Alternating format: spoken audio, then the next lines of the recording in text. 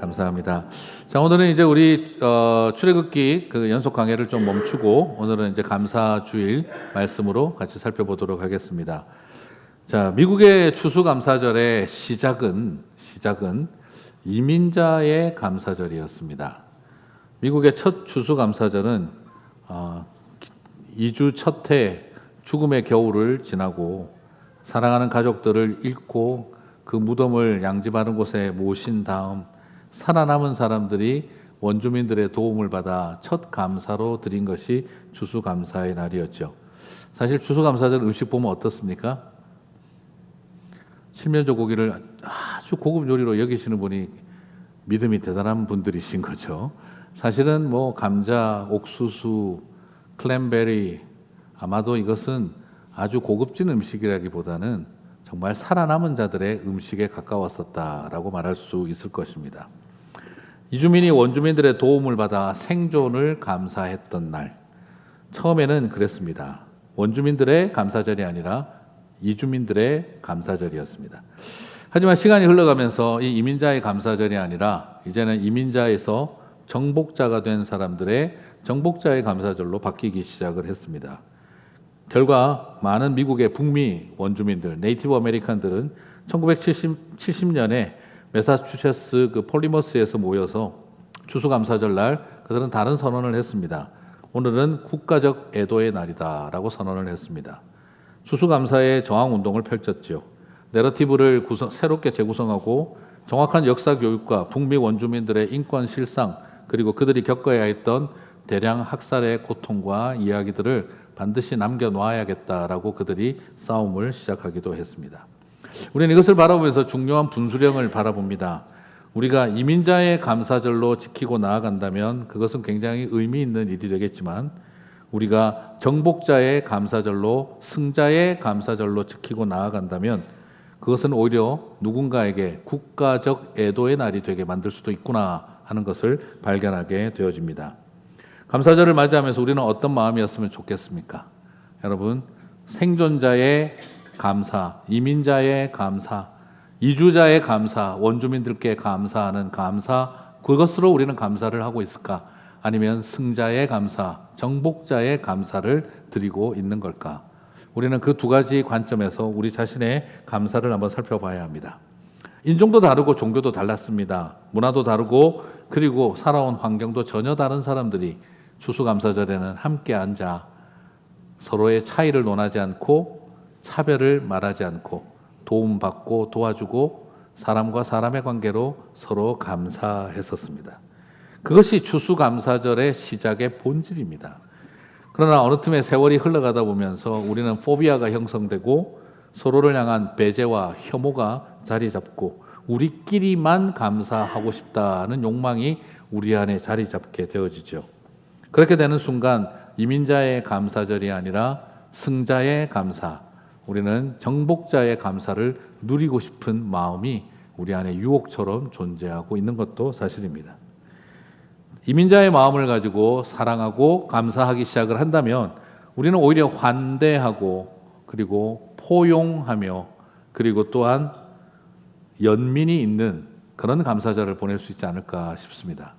오늘 저와 여러분 안에 승자의 감사가 아닌 이민자의 감사의 마음으로 포용할 수 있는 마음, 연민할 수 있는 마음, 그리고 또한 환대할 수 있는 마음, 이 마음이 자리 잡은 감사가 되시기를 주님의 이름으로 축복합니다. 사실 이렇게 해야 되는데 이게 왜 잘 안 되는 걸까요? 그것은 유대인들이 빠졌던 함정이기도 하고 그리스도인들도 빠질 수 있는 함정입니다. 그게 바로 거룩의 정치학에 빠졌기 때문입니다. 종교가 처음 시작하는 무브먼트 단계, 운동 단계일 때, 무브먼트 단계일 때는요, 사랑과 환대와 포용이 굉장히 넘칩니다. 그렇죠? 개척교회 가보면 분위기 압니다. 막 주변 사람들에게 환대하고 그분들을 향한 연민이 넘치고 수용하고 포용할 수 있는 마음을 갖고 있죠. 그렇지만 종교와 신앙이 시간이 흘러가며 제도화되기 시작하면 소위 말하는 인스티튜셔나이제이션이 되기 시작을 하면 그때부터는 어느 틈에 배제와 혐오와 분리가 어느 틈에 우리 안에 자리 잡고 있는 것도 볼 수가 있어요. 그래서 신학자들 중에 마커스 보그라고 하는 사람은 유대 사회가 거룩의 정치학, The Politics of Holiness. 거기에 빠짐으로써 혐오와 배제를 정당화하는 실수를 범했다라고 말합니다. 보그는 말하기를 유대 종교의 거룩의 정치학은 경계를 만들고 그리고 차별을 정당화한다라고 이야기를 해요. 자, 무슨 말이죠? 깨끗한 이미 이 유대교의 이 율법의 생각은 거룩의 정치학은 일단 먼저 경계를 만들자, 선을 긋자라는 생각을 갖게 되고 그리고 구별을 하기 시작을 해요. 깨끗한 자와 부정한 자, 의인과 죄인, 유대인과 이방인, 기분 나쁘시겠지만 있었으니까 남자와 여자. 네, 율법의 관점에서는 여자는 더럽습니다. 별로 감동이 없으신 것 같네요. 네, 여기서 반응 잘 하셔야 되죠, 그죠? 자, 그리고 제사장과 평신도, 건강한 자와 병든 자, 그리고 정상인과 장애인. 사람들은 끊임없이 경계를 만들고 거룩한 것과 속된 것으로 분리시킵니다. 세퍼레이트 시켜버립니다. 그리고 난 다음 토라의 순결법, 율법의 순결법은 토라의 근거에서 거룩을 지키기 위해서는 어떻게 해야 되느냐면 더러운 것을 멀리하고 더러운 것을 미워하고 그리고 더러운 것을 소멸시키라고 가르칩니다. 그렇기 때문에 그들은 율법의 순결법의 기초에서 사실은 연약하고 소외되고 도움이 필요한 사람들을 그들은 멀리하고 혐오하고 그리고 돌을 들어 쫓아내거나 치려고 들었다는 것이죠. 그래서 거룩을 지키기 위해 한 방법이 폭력이 되고 거룩을 지키기 위한 폭언이 방법이 되고 거룩을 지키기 위해 살인이 정당화된 것입니다. 그 결과 폭력이 거룩이 되고 폭언이 거룩이 되고 심지어 살인이 거룩이 되었다라는 것이죠. 여러분, 이것이 거룩의 정치학에 빠졌던 유대교의 민낯이었습니다. 그리고 어쩌면 오늘날 교회도 모르게 빠지고 있는 함정일는지 모릅니다. 제가 교회 와서 제일 놀랐던 게 평소에 되게 조용하시던 분이 뭔 일이 생기니까 여기까지만 하겠습니다. 마귀 베이비 카튼이라고 막 이렇게 하셔서 제가 순간 되게 당황을 했어요. 네가 하는 짓을 보니 지금 마귀 베이비다 막 이렇게 하시는 거예요. 순간 이걸 어떻게 내가 반응을 해야 되지 하는 옆에서 보는 제가 당황스러울 정도. 당사자는 어떤 느낌이었을까? 어느 틈에 물러가라 더러운 것들은 막 이렇게 쫓아내는 모습을 제가 보면서 우리가 추구하는 거룩은 도대체 뭔가 하는 질문이 생기기 시작을 했어요. 왜 저렇게 평소에 단아하신 분들이 저렇게 격한 폭력적 언설과 그리고 혐오하고 배제하고 그리고 돌로 치려는 분위기가 어떻게 나올 수가 있을까? 신앙인이 종교인이. 어떻게 유대인들이 그 함정에 빠졌을까? 그것은 바로 The Politics of Holiness. 우리는 거룩을 추구하는 사람들이라는 생각이 이념화되기 시작을 하면서 그 무서운 행동들이 정당화되었다라는 것입니다. 그렇다면 예수님은 어떤 방향을 선택을 하셨을까요? 마커스 보그는 이렇게 말합니다. 예수님의 사역은 연민의 정치학, The Politics of Compassion이다 라고 말을 했어요. 예수님은 유대 종교와 율법이 만든 경계를 무너뜨리는 일을 하셨고 불순한 이들로 여겨진 소외된 이들을 향한 포용과 연대 그리고 환대를 선택하셨다라는 겁니다. 그래서 예수는 경계를 뛰어넘어 죄인들의 친구가 되기를 결단하셨다라고 말하고 있습니다. 자, 예수님을 보면 정말 참 놀라웠습니다. 예수님은 나병 환자의 집에, 한센시병 환자의 집에 들어가서 그들과 함께 밥을 먹고 성경 공부를 가르쳤습니다. 여러분, 우리가 잘 알고 있는 마리아와 마르다의 이야기, 그걸 하면 우리가 떠오르는 게 뭐죠? 주방에서 일을 할 것인가, 성경 공부를 할 것인가. 그게 중요한 이슈 같은데, 그런데 마리아와 마르다의 이야기에서 여러분 정말 중요하게 주목해야 될 게 하나 있습니다. 그 집이 어디였느냐? 문둥병자 시몬의 집이었습니다. 문둥병자 시몬의 집에 예수님이 들어가셔서 마리아와 성경 공부하시고 마르다가 문둥병자의 집에서 만든 음식을 드셨다는 것입니다.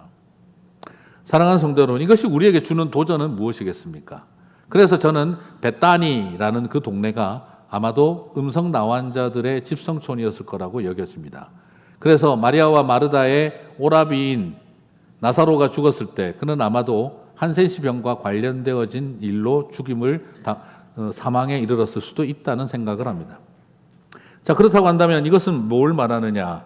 나병 환자의 집에 들어가셔서, 바로 시몬의 집에 들어가셔서 그 가정에서 나오는 음식을 먹고 그곳에서 성경 공부를 하신 분이다. 예수님은 유대교의 토라의 순결법이 막아놓은 그 경계를 모두 뛰어넘어 들어가셔서 그들과 함께 연대하셨다라는 것입니다.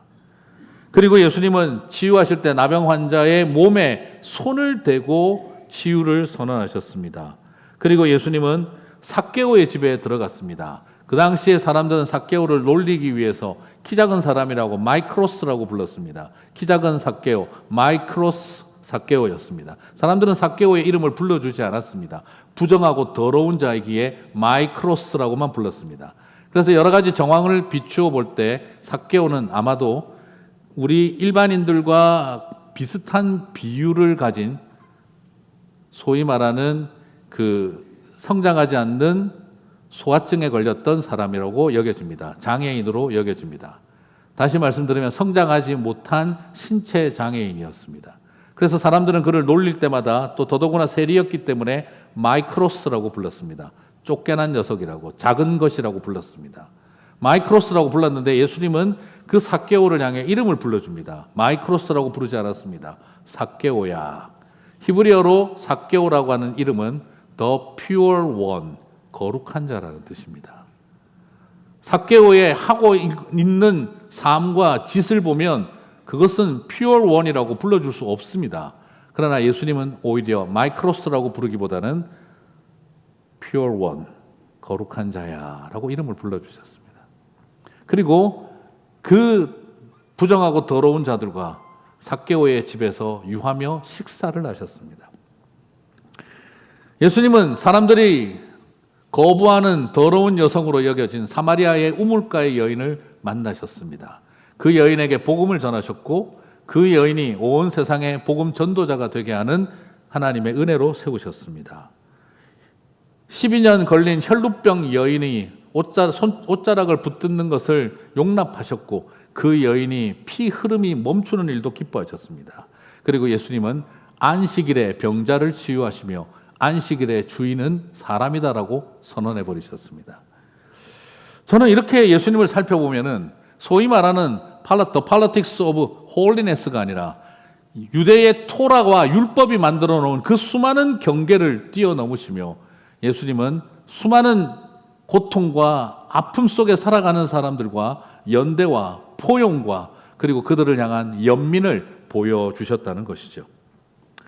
사랑하는 우리 성도 여러분, 예수님은 그렇게 우리가 만들어 놓은 선과 금을 뛰어넘으시고 다리를 만들어 주신 분이십니다.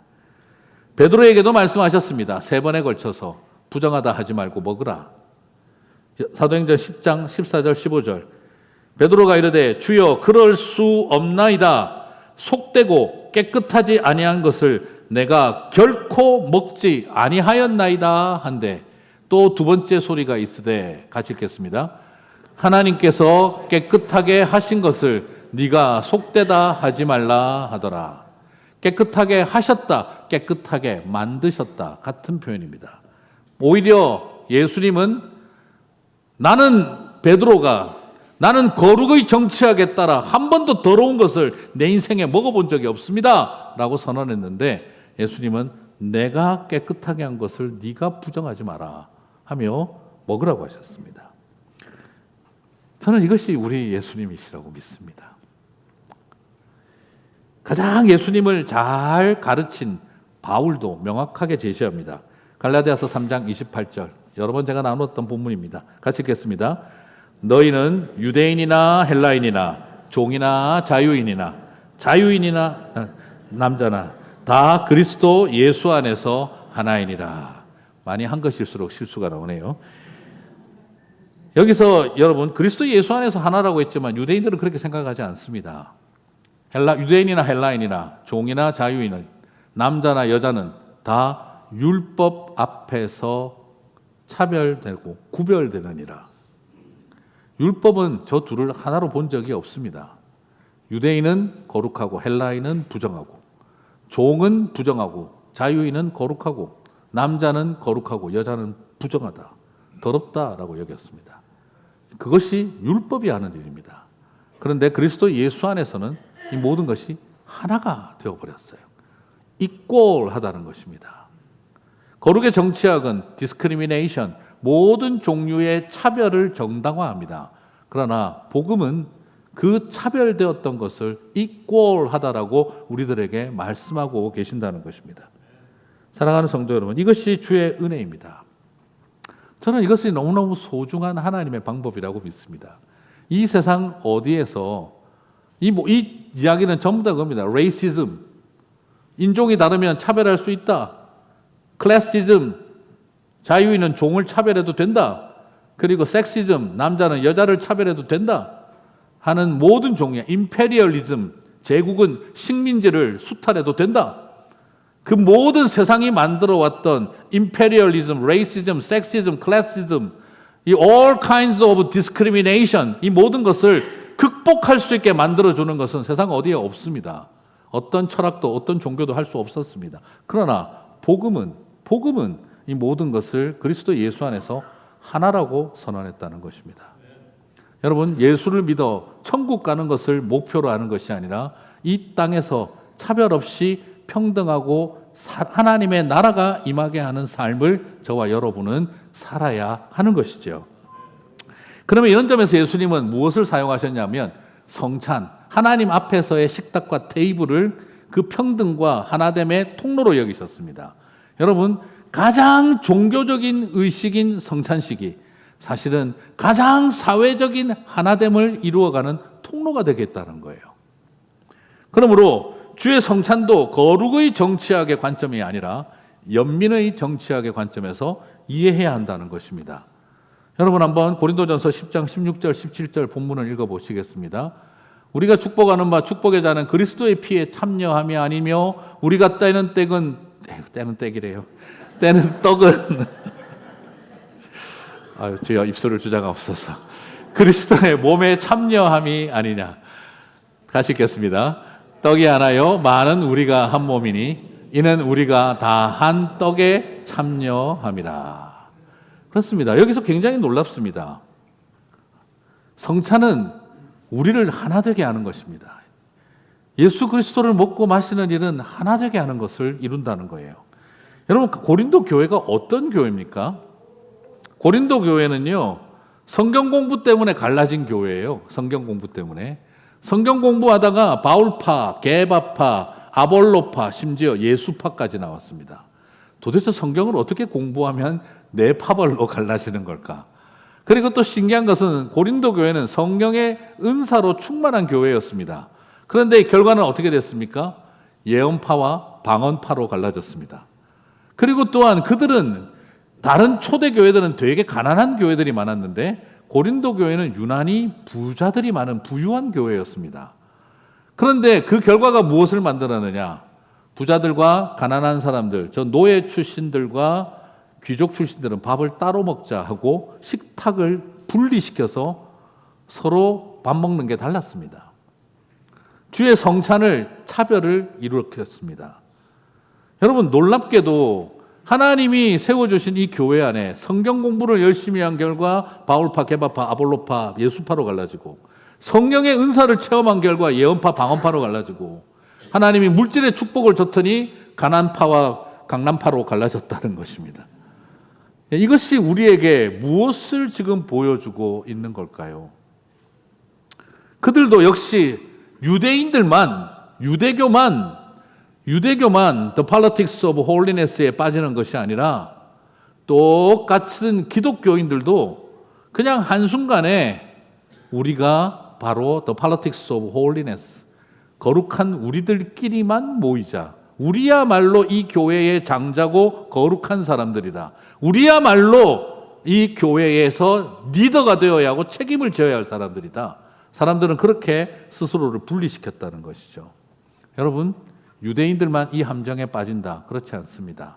모든 그리스도인들도 똑같이 우리는 거룩을 이름으로 하여 밀어내고 미워하고 소멸시키려고 하는 것입니다. 이 누룩은 우리 안에 여전히 자리 잡고 있습니다.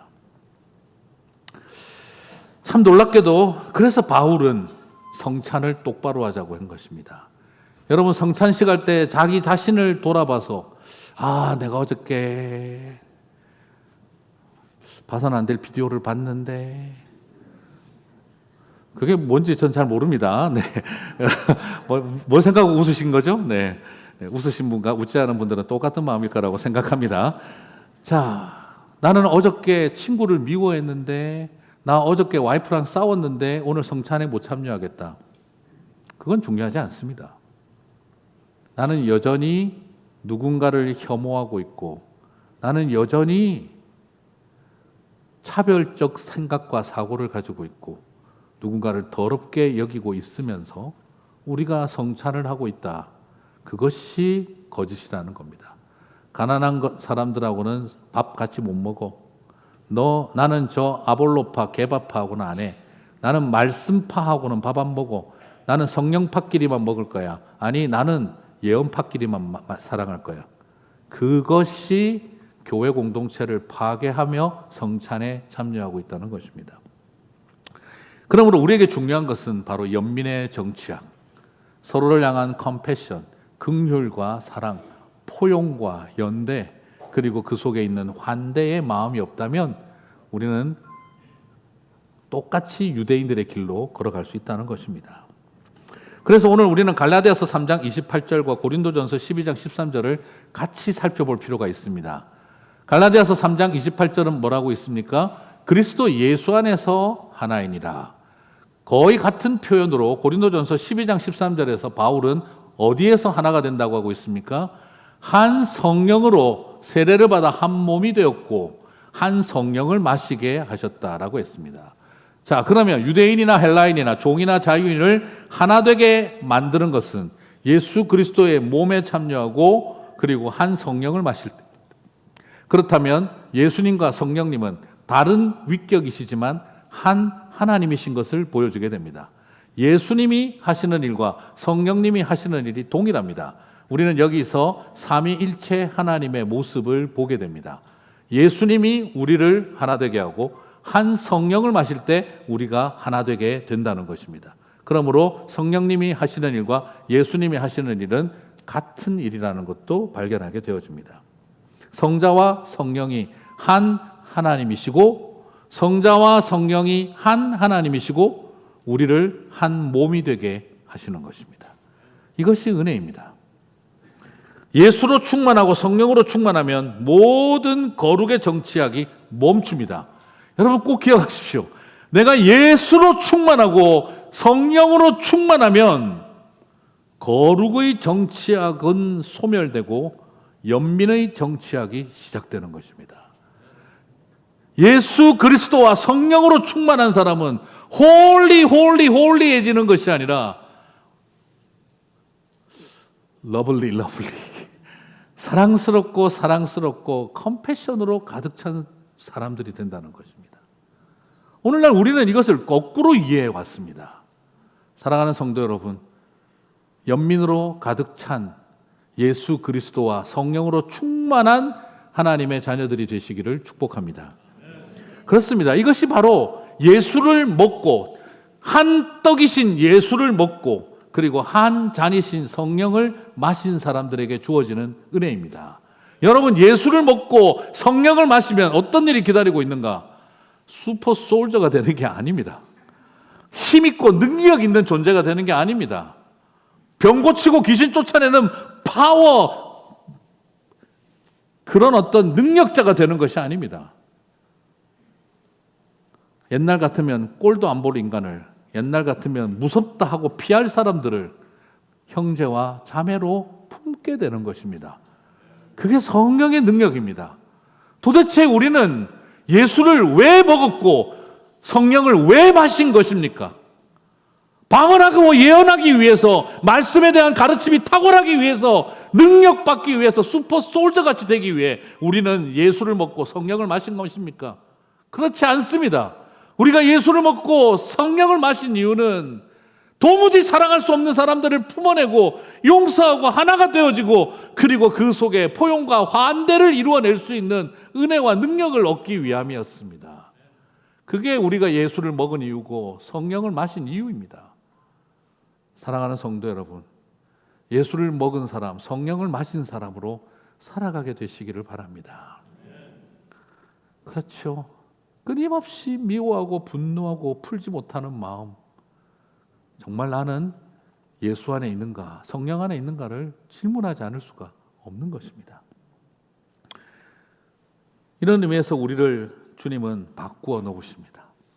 그게 하나님의 은혜입니다.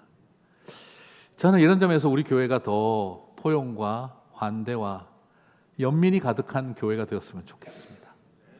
지난주 우리 당회는 굉장히 어려운 결정을 했습니다.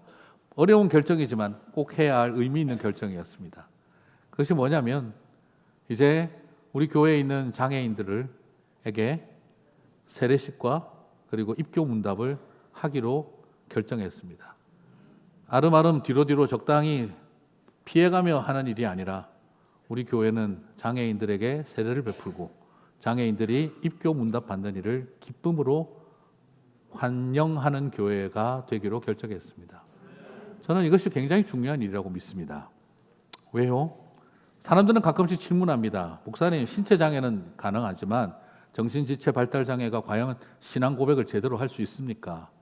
여러분, 왜 비장애인이 정상인의 믿음을 판정하려고 합니까? 우리에게 언제 그런 판정할 권한이 있습니까? 비장애인의 믿음은 하나님이 보실 일이고 우리는 믿음으로 바라보고 순종하는 일입니다.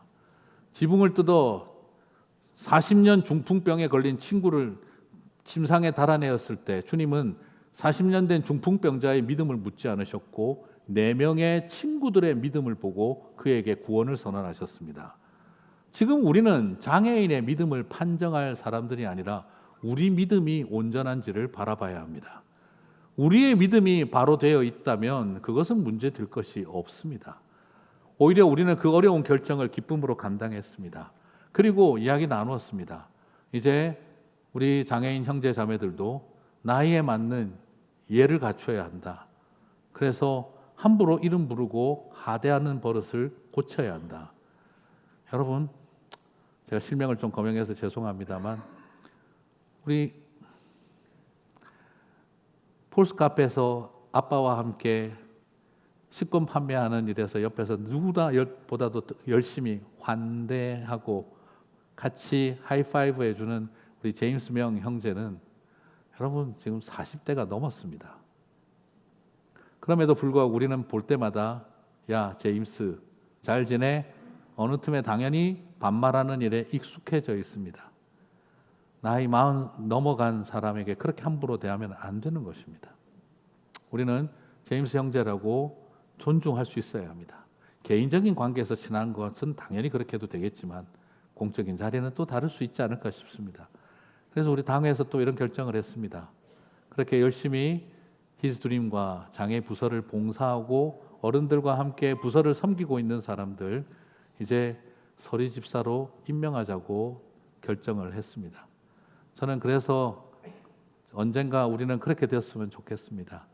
우리 제임스 명 집사님이라고 부르게 되기를 소망합니다. 그것이 우리에게 필요한 일이라고 저는 믿기 때문입니다. 우리가 그 생각을 바꾸는 일은 작은 연습에서부터 시작입니다.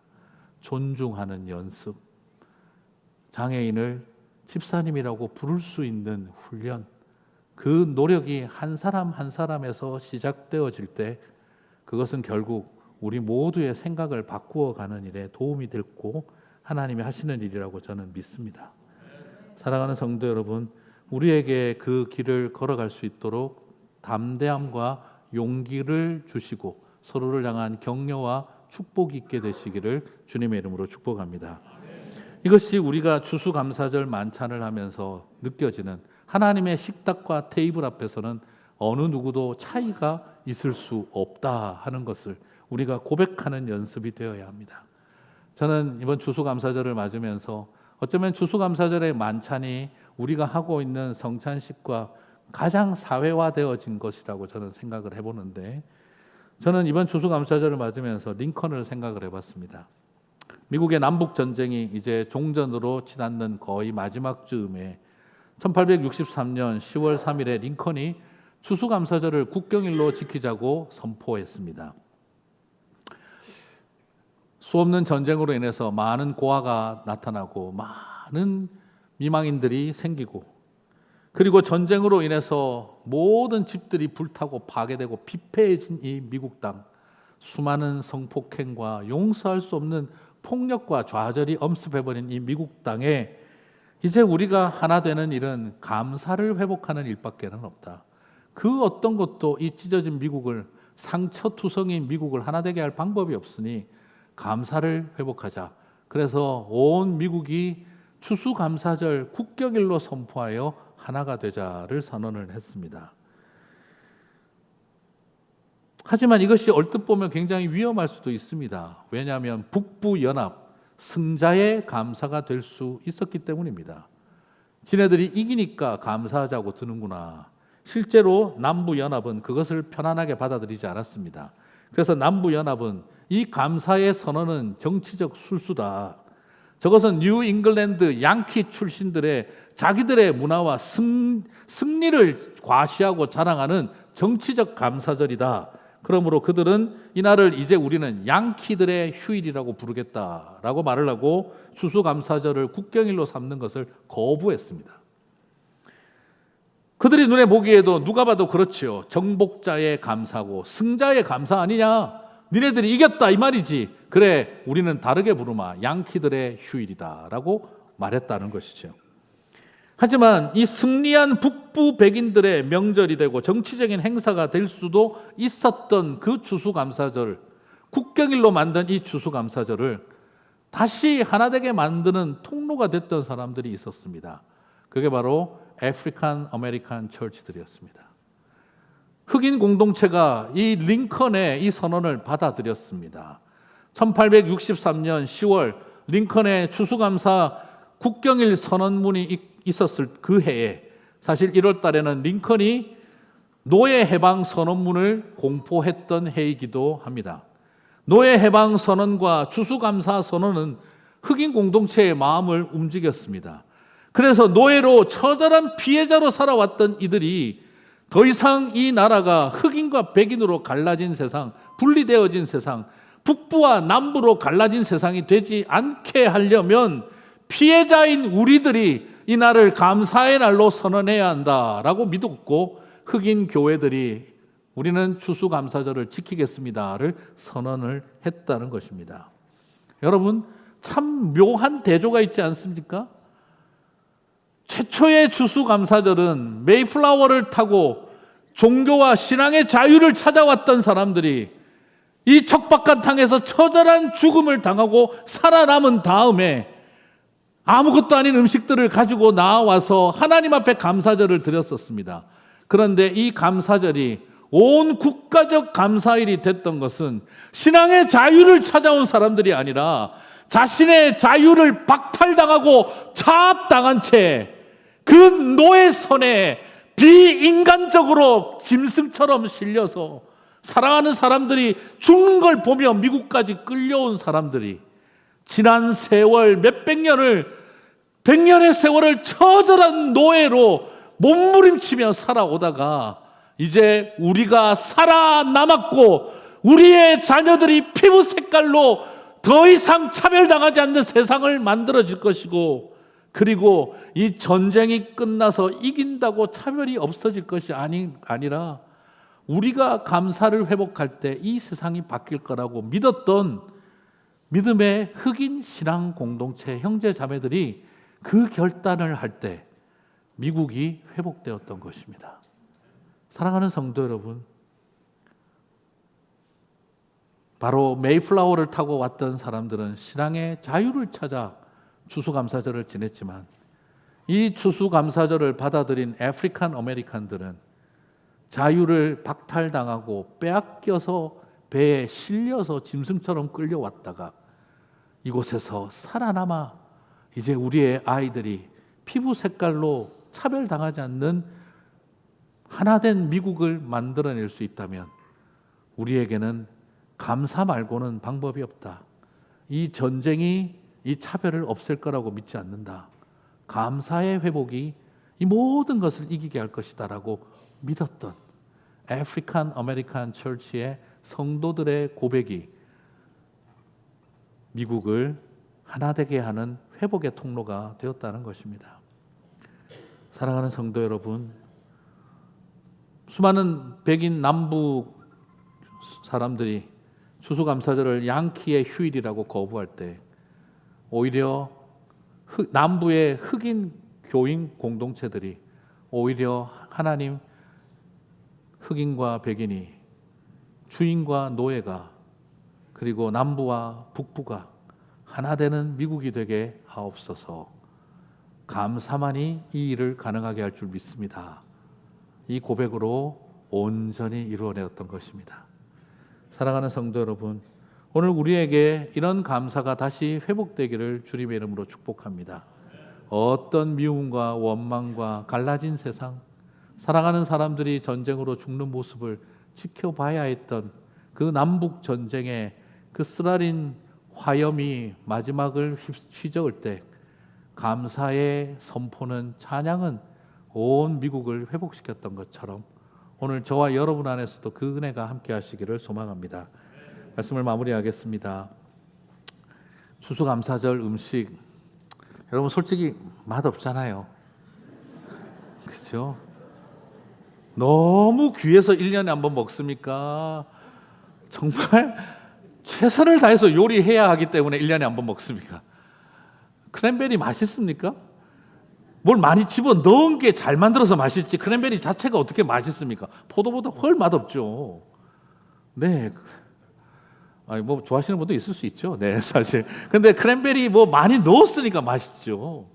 아니 뭐 네, 칠면조 목 국물 빼가지고 그 감자에다가 붓는다고 그게 얼마나 맛있겠습니까? 네, 솔직히 한국에서는 꽁보다 닭이라 그랬죠. 그렇지만 미국 추수감사절은 닭 대신 칠면조였습니다. 야생 칠면조 먹을 게 없어서, 다 할 게 없어서 나가가지고 야생 칠면조 잡아가지고 고기 맛이라도 냈던 거죠. 정말 최선을 다해서 식재료에 정성을 다해야 맛있게 먹을 수 있습니다. 그것이 어쩌면 추수감사절의 이야기죠. 무슨 뜻이겠습니까? 넉넉하고 힘있고 돈 많은 사람들이 거대한 만찬을 즐긴 것이 아니라 살아남은 사람들이 감사의 시간들을 보내었다는 뜻이었죠. 그래서 힘들고 어렵게 살아온 사람들이 서로를 위로한 것이죠. 저는 오늘 우리 히스드림과 함께 예배를 드리게 돼서 얼마나 좋은지 모르겠습니다. 이 추수감사절의 만찬에 함께 했으면 좋겠습니다. 마틴 루터킹 목사가 외쳤지요. 이번에 조지아 가서 아틀란타를 가면서 또 그분의 그 박물관을 또 갔습니다. 갈 때마다 영감을 줍니다. 나에게는 꿈이 있습니다. I have a dream that one day on the red hills of Georgia, the sons of former slaves and the sons of former slave owners will be able to sit down together at the table of the brotherhood.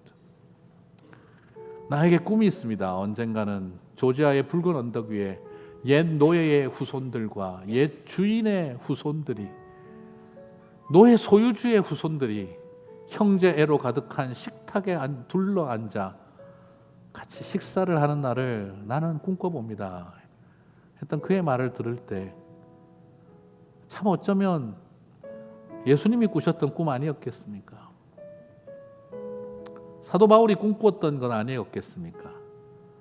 복음 안에서, 그리스도 예수 안에서, 성령 안에서 장애인이나 비장애인이나 헬라인이나 히브리인이나 자유인이나 종이나 남자나 여자나 차별하지 아니하고 우리가 한 형제됨의 식탁을 할 수 있는, 저는 그 꿈을 하나님 나라에서 가르쳐 주셨고 2000년 전 예수님이 꾸었던 저 꿈은 여전히 1970년대가 되었어도 한 흑인 목사가 꿈을 꾸어야 했던 일이었습니다. 거룩의 정치학에 빠진 종교는 예수를 따를 수가 없습니다. 다시 하나 예수로 충만하고 성령으로 충만하십시오. 그것이 저와 여러분의 거룩을 충만하게 하는 것이 아니라 저와 여러분의 컴패션을, 그 연민을 충만하게 하시기를 주님의 이름으로 축복합니다. 그럴 때 행복할 것입니다. 우리 교회가 건강한 교회라는 표징은 어디에 있을까요? 우리 히스림 친구들이 행복해야 우리 교회는 건강한 교회입니다. 담임 목사가 행복한 교회 필요합니다. 하지만 담임 목사가 행복한 교회보다 우리 히스림 형제 자매들이, 우리 청년들이, 우리 2세들이 행복하고 감사한 교회가 건강한 교회입니다. 1세 어른들이 행복하고 감사한 교회만이 아닙니다. 어떤 가정이 건강한 가정입니까? 아버지가 행복한 가정, 말씀 좀 필요합니다. 그러나 아빠만 행복한 가정이 아니라 아이들이 감사가 가득한 가정. 어떤 사회가 건강한 사회입니까? 왕이 행복한 나라, 권력가가 행복한 나라가 아니라 힘없는 백성들이 감사가 넘치는 나라. 우리는 그런 나라를 건강한 나라라고 할 것입니다. 오늘 주님은 저와 여러분에게 그런 나라를 꿈꾸게 하셨습니다. 이 추수감사절 우리가 그런 나라를 꿈꾸며 나아가는, 그런 교회 꿈꾸며 나아가는 저와 여러분 되시기를 주님의 이름으로 축복합니다. 우리 다 함께 자리에서 일어나셔서 찬양하고 기도하고 마치겠습니다.